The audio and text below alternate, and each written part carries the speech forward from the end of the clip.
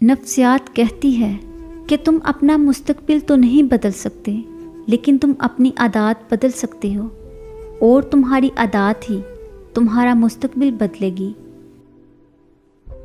تمہاری تہجد کی دعائیں ہی تمہارے لیے ایسے راستوں کا ذریعہ بنیں گی جو تمہیں قبولیت کے اس مقام تک لے جائے گا جہاں تم دیکھو گے انہیں اپنا مقدر بنتے، جن کا ملنا تمہیں ناممکن لگتا ہے۔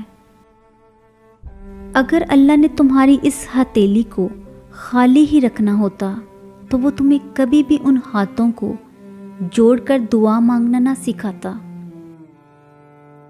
اللہ تمہاری برداشت کی طاقت کو نہیں آزماتا، وہ تمہارے ایمان کا امتحان لیتا ہے، اور انہی کا لیتا ہے جن کو اپنا دوست بنانا چاہتا ہے۔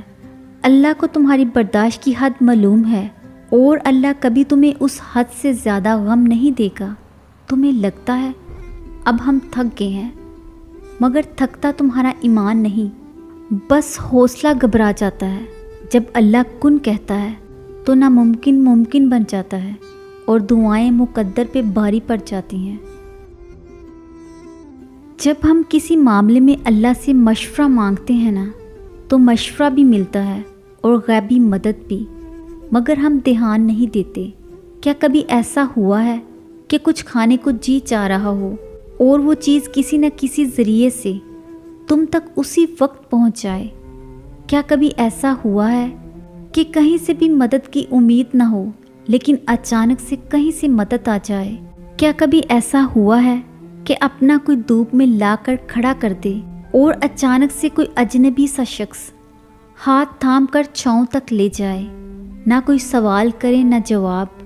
کبھی ایسا ہوا ہے کہ سورج کی دہکتی کرنوں سے جسم پگھلنے لگے اور اچانک سے بارش ہو جائے؟ کبھی ایسا ہوا ہے کہ جو تم نے منہ سے دعا مانگی ہی نہیں، وہ قبول ہو کر تمہارے روبرو لا کر کھڑی کر دی گئی ہو؟ ایسا ہوتا ہے۔ اللہ مختلف ذریعوں سے مدد بھیجتا ہے۔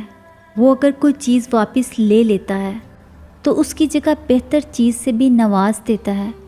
وہ معجزے بھی کرتا ہے اور دعائیں بھی قبول کرتا ہے، بس اس کا انداز جدا ہے سب سے، اس لیے تم سمجھ نہیں پاتے۔